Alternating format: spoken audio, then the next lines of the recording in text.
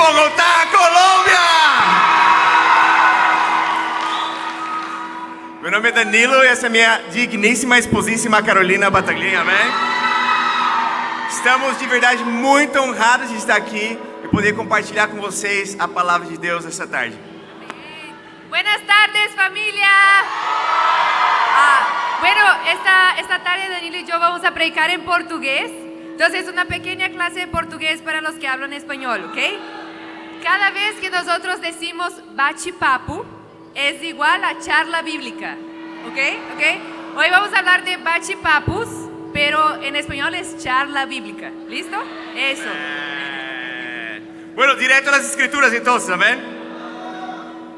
O bate-papo segundo o coração de Deus. Nós queremos falar de três coisas essa manhã: expectativas de Deus para líderes de bate-papo, para co-líderes de bate-papo, para mãos direitas de bate-papo, para qualquer pessoa que é um discípulo de Jesus que deve ser um líder de bate-papo, amém? Amém. Vou falar mais baixinho. Alô, alô, alô, alô, me escuta? Amém. Se o tempo nos permitir, a gente vai falar de três coisas incríveis, amém? Abram comigo as suas Bíblias em Efésios capítulo 4. Efésios capítulo 4, versículo 1. A palavra de Deus fala assim. Paulo fala: como prisioneiro no Senhor, peço a vocês que vivam de maneira digna do chamado que receberam. Eu quero falar principalmente disso, do chamado de Deus. Com toda a humildade e mansidão, com paciência, suportando uns aos outros, com frustração? Não, com amor. Façam todo o esforço para conservar a unidade do Espírito pelo vínculo da paz. Há uma expectativa da maneira que você deve viver e atuar como discípulo. Sim, obviamente, você deve ser um bom discípulo. Jesus deixou muito claro isso nos evangelhos.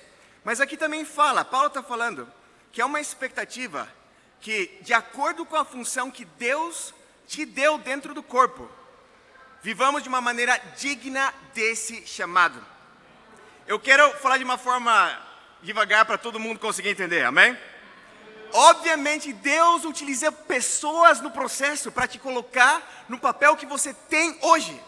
Mas o que eu quero é que a gente abra as nossas mentes essa manhã é que a função de um líder de um bate-papo, de uma co-líder de bate-papo, foi algo que Deus deu para você. E entender essa expectativa pode mudar completamente a nossa cabeça. Há altas expectativas de Deus para a sua vida. Como você se sente com isso? Eu acho que é incrível sentir isso, porque imagina Deus olhar para você e falar: nossa, cara, desse aí eu não espero nada. Seria horrível se fosse isso. Então Deus olha para você, Deus te confiou tanto já. E agora Deus quer que você entenda que você não só deve ser um bom discípulo, você tem que ser um bom líder, para ajudar outras pessoas a serem bons discípulos de Jesus também. A gente tem 3 pontos essa tarde. Mas antes dos 3 pontos, acompanhe comigo o versículo 7. A cada um de nós nos foi dada uma graça, conforme a medida com que Cristo distribuiu os dons. Versículo 11. Ele designou alguns para apóstolos, outros para profetas, outros para evangelistas, outros para pastores e mestres. Com o fim, qual a finalidade então? De preparar os santos, vocês, eu, todo mundo aqui, para a obra do ministério, para que o corpo de Cristo seja edificado, até que todos, não alguns, todos alcancemos a unidade da fé e do conhecimento do Filho de Deus e cheguemos à maturidade, atingindo a medida de plenitude de Cristo. A expectativa é que não só você possa ser um bom discípulo e possa ser maduro espiritualmente. A expectativa é que você possa fazer tudo ao seu alcance, para que cada pessoa no seu grupo possa ser um bom discípulo de Jesus também. Organizamos por bate-papos, que nada mais é um nome que a gente dá para grupos pequenos, imitando o método de Jesus, imitando o método de Paulo em Atos capítulo 19. É muito importante que a gente entenda esse incrível privilégio que Deus nos deu. Imagina se a gente olhasse para a América Latina nesse exato momento, em vez de pensar: nossa, caramba, que incrível, somos 13 igrejas. Podemos pensar: caramba, somos 130 bate-papos na América Latina. Porque, uau, que incrível servir de igreja. Esse é um papel só dentro do corpo de Cristo. Mas cada líder de bate-papo deve entender: Deus me escolheu para guiar essa mini igreja dentro da igreja. Agora sim, ponto número 1. A expectativa que Deus tem vai além que você seja um bom discípulo. A expectativa que Deus tem vai além que você seja um bom discípulo. A expectativa que Deus tem é mais allá que ser só um bom discípulo. Obviamente, para poder ajudar outras pessoas a atingir maturidade espiritual, a gente tem que ajudá-los, corrigi-los, ensiná-los, repreendê-los, se necessário, instruí-los. Mas o seu chamado é fazer tudo ao seu alcance para ajudar essas pessoas a serem mais como Jesus. Em Efésios capítulo 4, versículo 14, fala assim: o propósito, versículo 14, o propósito é que deixemos de ser como crianças. Já viram um discípulo que é maior, tem uns 30 anos de idade, mas é uma criança? É fácil ver isso em outras pessoas, mas eu te convido a apontar essa espada para você mesmo essa tarde também, amém? O propósito é que todos deixemos de ser como crianças, levados de um lado para o outro como ondas ou jogadas para cá e para lá, por todo o vento de doutrina, pela astúcia e pela esperteza de homens que induzem o erro. Outra vez muito claro aqui, maturidade, ajudar cada pessoa, esses papéis que a gente tem para ajudar cada discípulo. Você não consegue fazer tudo como líder de bate-papo, você sabe disso. E a solução não é você ficar frustrado com todo mundo. A solução é ajudar cada um a ser mais como Jesus. Esse amadurecimento, se diz amadurecimento, já esqueci como é que fala isso. Essa maturidade não vai acontecer com a sua experiência na fé, não vai acontecer com os seus anos na fé, vai acontecer, sabe como? Com o estudo bíblico. Abrindo as escrituras nos nossos tempos de discipulado. E depois fazendo um seguimento para que haja uma mudança de verdade no coração de cada um de nós. Eu não vou para a escritura porque eu tenho pouco tempo, mas todo mundo conhece a escritura de Atos capítulo 2, do 42 até o 47. Eles se dedicavam ao quê? Ao ensino dos apóstolos, à comunhão, ao partir do pão e à oração. Todos viviam completamente unidos. Esse estilo em que, se a gente fosse tirar uma foto desse grupo do primeiro século, tem que ser o seu bate-papo, o meu bate-papo também. É que não só 120 estão comprometidos, senão os 3.120. Mas isso só vai acontecer com dedicação no ensino dos apóstolos, que era a primeira coisa que o Espírito Santo colocou nesse versículo. Que tão dedicado você como líder de bate-papo está com as escrituras. Um tema que é muito frequente, aparentemente, nas minhas pregações é: esteja fascinado com seus tempos com Deus. Eu realmente acredito nisso, irmãos. Eu realmente acredito com todo o meu coração. Se você quer que o seu grupo esteja fascinado com a palavra de Deus, você primeiro tem que estar fascinado com a palavra de Deus. Vou deixar que a Carol compartilhe. Sim, família. E é muito importante esse princípio, quando os líderes realmente entendem que a missão não é somente ser bons discípulos, mas ajudar todos a serem bons discípulos. Um bate-papo pode ter um impacto gigantesco. Eu penso muito como a igreja começou aqui em São Paulo, em 2011, com um bate-papo de 7 pessoas, liderados por nossos queridos amigos Raul e Linda. E é incrível ver tudo que Deus fez através desse bate-papo, porque era um bate-papo. Muitos de nós lideramos bate-papos maiores que 7 pessoas, verdade? E eu pensava, nossa, como Deus, através deles, né, conseguiu fazer algo tão grande. E eu penso que o Raul é um homem que verdadeiramente ama a palavra de Deus. E Raul sempre falava que a meta dele era ler a Bíblia inteira cada ano. E Raul tem feito isso por mais de 20 anos. E isso me inspirou muito a mim. E eu comecei a fazer o mesmo, amém? Ler a Bíblia cada ano. E quando eu penso na Linda, eu penso que ela é uma mulher muito enfocada em ajudar o coração das irmãs. Se você já teve um tempo com ela, ela vai direto assim no fundo. É como se ela tivesse umas lentes assim, tipo de raio-x espiritual que, sabe, assim, vê o problema e lida. Isso só é possível com esse amadurecimento, essa maturidade nas escrituras.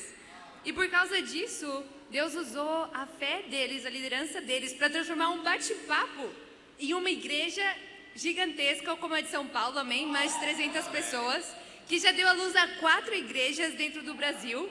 E também tem missionários em muitas nações, como Peru, Colômbia, Portugal, Equador, Moçambique, Rússia e muitos mais que nem sei. Então eu queria dar um desafio desse ponto de realmente você tomar a decisão de ler a sua Bíblia inteira, cada ano da sua vida. Isso vai preparar muito o seu coração e a sua capacidade de ajudar outras pessoas, amém? Sabe quando você está fascinado com algo? Sabe quando você está fascinado de verdade? Você escutou uma música que, caramba, todo mundo do meu WhatsApp tem que conhecer essa música.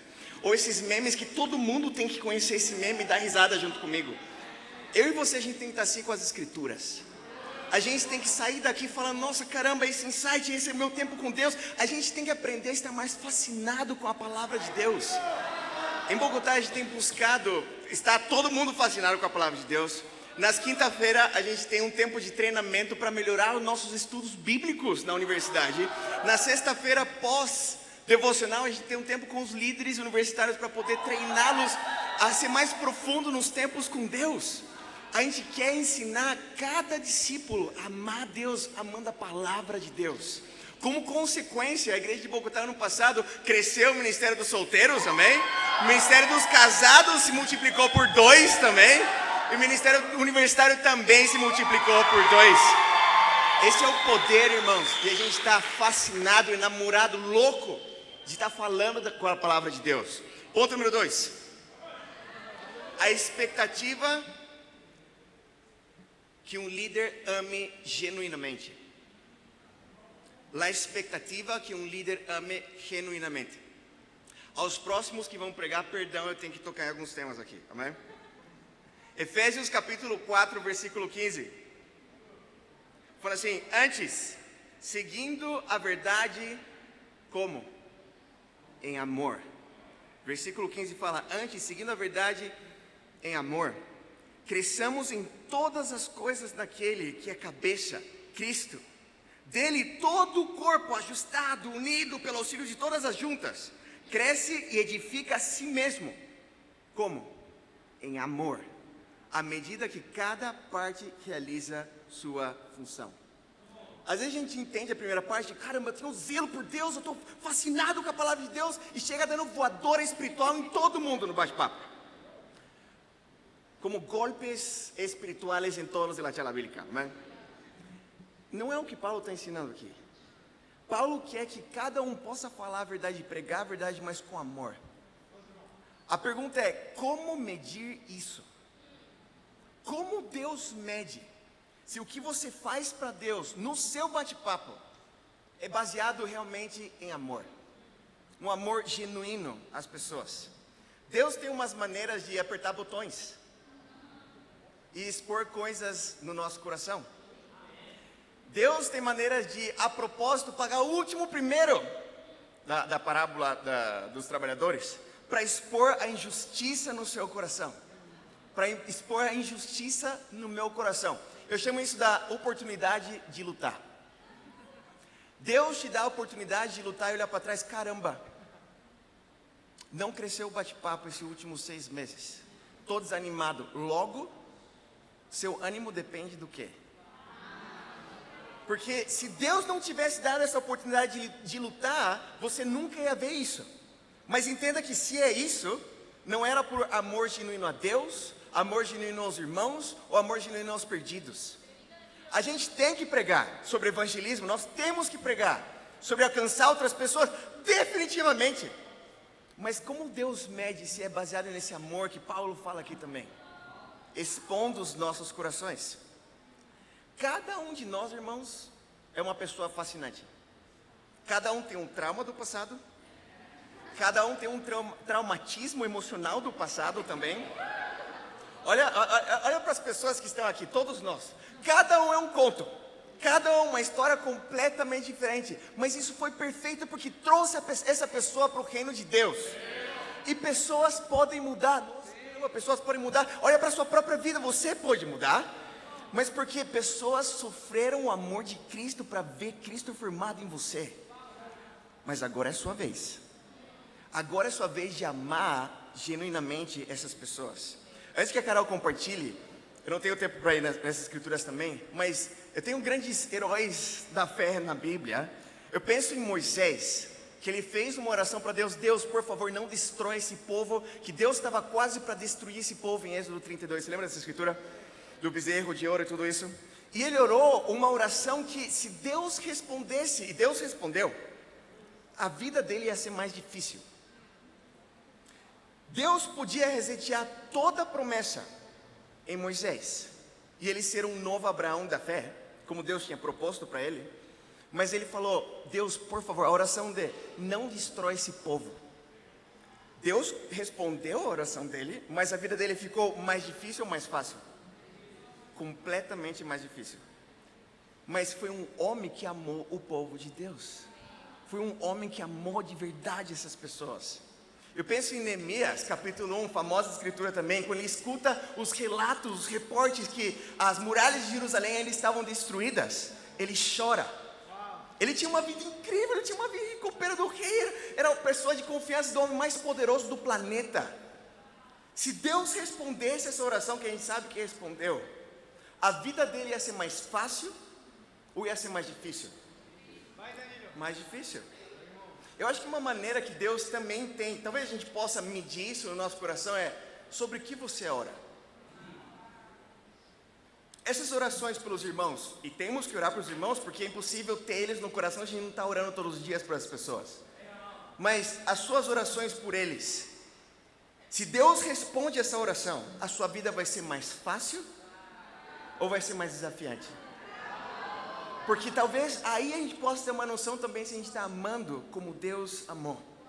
A oração que Jesus fez no Getsemani, se Deus respondesse, e Deus respondeu, a vida dele de um ponto de vista humano só ficou mais complicada, chamemos assim.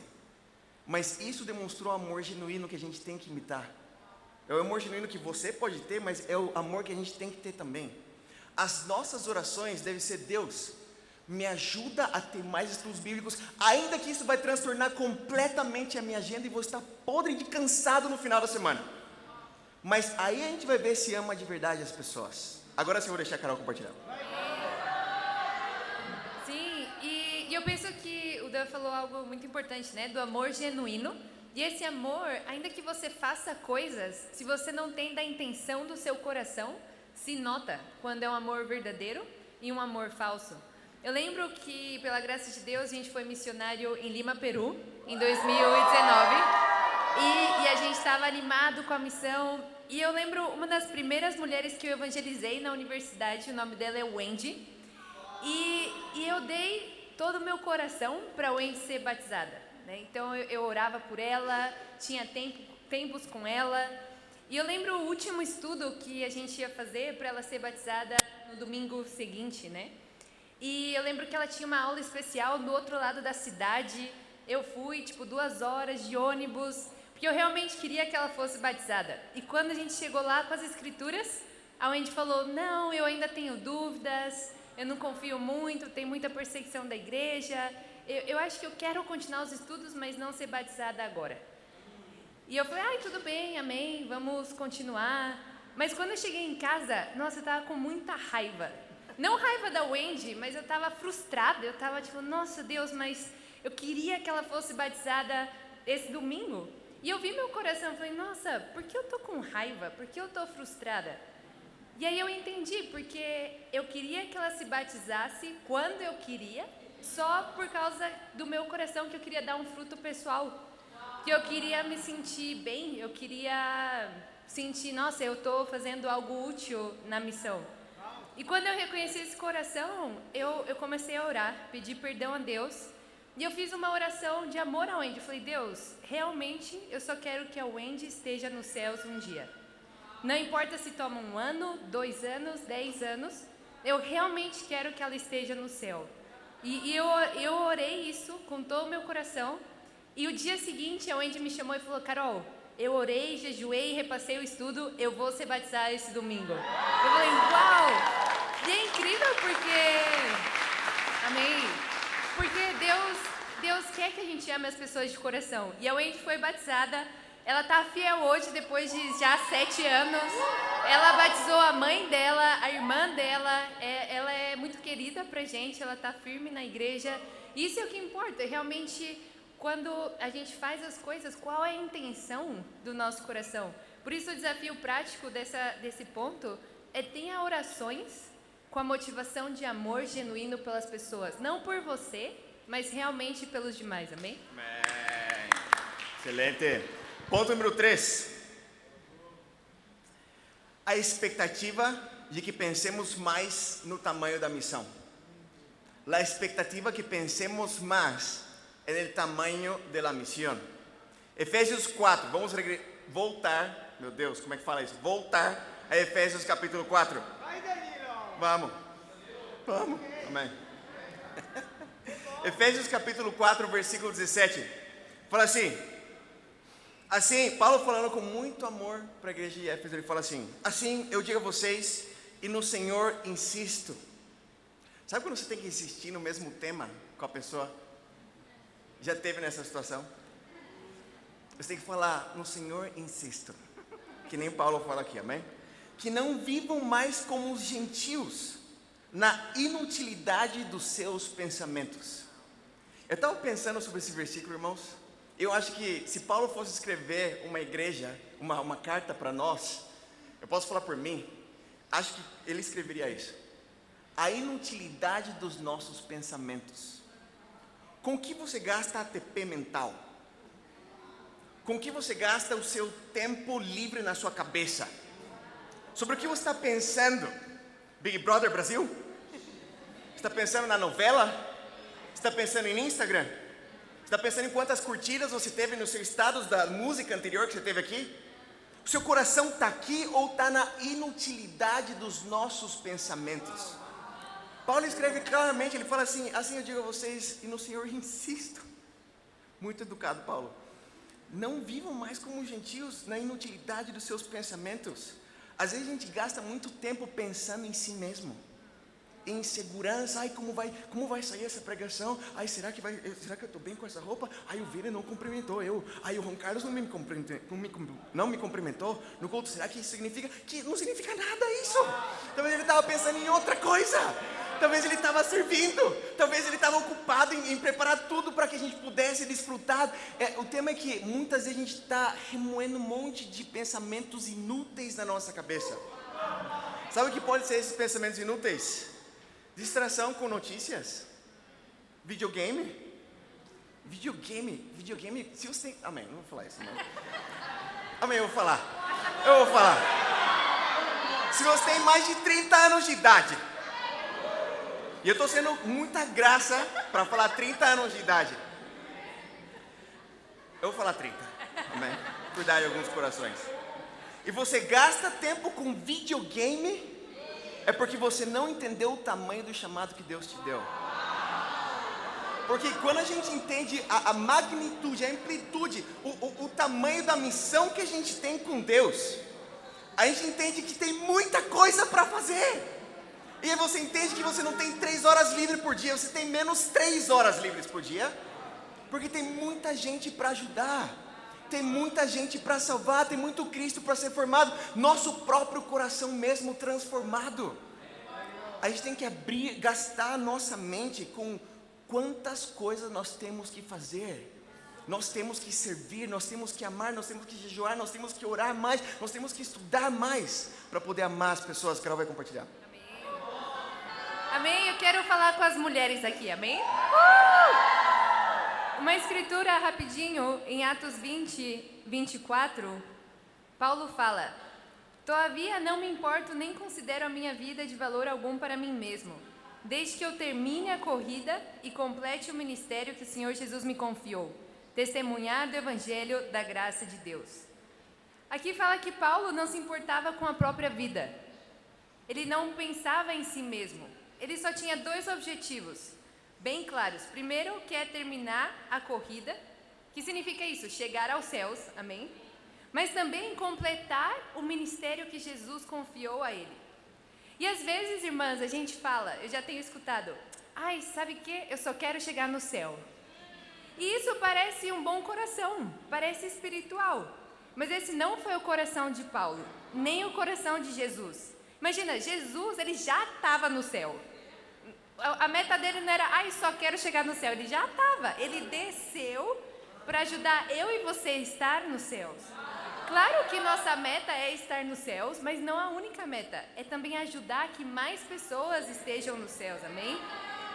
Esse comentário espiritual é um pouco egoísta, na verdade. E eu lembro, a primeira vez que eu preguei em uma conferência, foi nos Estados Unidos, em Los Angeles. Tinha que ser em inglês, que não era o meu idioma. E eu lembro que eu tava muito nervosa, né? Tava, insegura, eu vou falar inglês, era muita gente. E eu acho que eu tava com uma cara tão ruim que uma irmã percebeu e veio falar comigo. Falou, Carol, você tá bem? Como você se sente em pregar? E eu falei, nossa, que amorosa, né? Eu falei, nossa, eu sinto muito insegura, eu tô com medo, eu não sei falar inglês bem. E aí a irmã mudou a cara, ficou bem séria e falou pra mim, não é sobre você. Para de pensar assim. E eu fiquei assim, nossa. E esse comentário mudou a minha vida, irmãs, de verdade. Ela nem era minha discipuladora, enfim, foi em inglês, mas o ponto é que isso me ajudou a entender que não era sobre mim pregar, era sobre as 100, 200 pessoas que estavam escutando, que Deus queria utilizar as escrituras para transformar elas, amém? E às vezes, irmãs, a gente tem a síndrome do protagonismo. A gente pensa tudo sobre nós. É pensar, nossa, Deus me trouxe aqui para pregar, para eu vencer meu medo de falar em público. Amém, eu acho que Deus te ama, mas eu não acho que Ele ia fazer a vida de 300 pessoas, 20 países, sentar só para você vencer seu medo de falar em público. Tem que pensar nos demais, amém? E sabe, mulheres, quando a gente realmente para de pensar em nós, quando a gente entende que não é sobre nós, senão que é sobre Deus e sobre a missão, isso traz muita paz, porque tira os sintomas da insegurança. Por exemplo, comparação constante, medo de errar, necessidade de aprovação, ansiedade, baixa autoestima. Tudo isso vai embora se a gente treina nossa mente a pensar em Deus e nos demais, amém?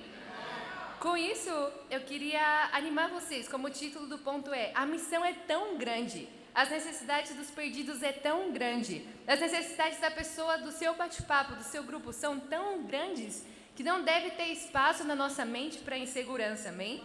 Qual que é o desafio prático desse ponto?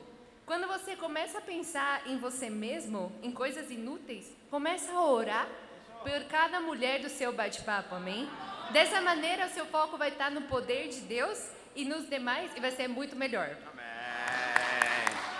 Irmãos, não gastemos nosso ATP mental, o seu foco que Deus te deu, em coisas vãs.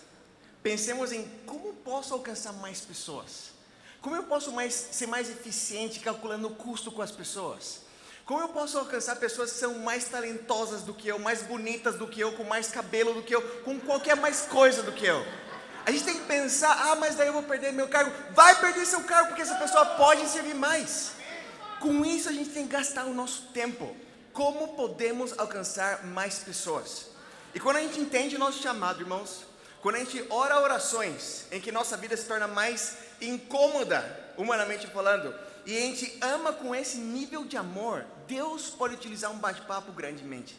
Eu quero levantar o bate-papo de Tumaco, Colômbia, né? Eles começaram o ano passado com 4 discípulos de uma região chamada Tumaco. Onde fica, igual que Votorantim, não interessa onde fica Tumaco, mas é longe, uns 3 dias para chegar, você tem que pegar barco, uma loucura. E você pode pensar, caramba, quando o reino vai chegar na minha cidade? Durante um ano, eles foram de 4 a 14 discípulos de Tumaco. Eles foram de férias, e sabe o que eles fizeram nas férias? Cultos em Tumaco. E eles tiveram 40 pessoas em assistência em Tumaco. Enquanto eles estavam lá, todo mundo já voltou para Bogotá, porque é todo mundo estudante da universidade. Mas isso inspirou a igreja inteira a pensar, esse é o poder de um bate-papo segundo o coração de Deus. Um bate-papo que ama, um bate-papo que quer pessoas mais talentosas, um bate-papo que quer ter um impacto. Entendamos, irmãos, o poder de um bate-papo. Entendamos o poder de uma charla bíblica. Não é só uma charla bíblica, não é só um bate-papo, é uma igreja. E Deus quer que você gaste tempo pensando, caramba, a igreja de São Paulo era um pouquinho, caramba, eu lidero uma igreja?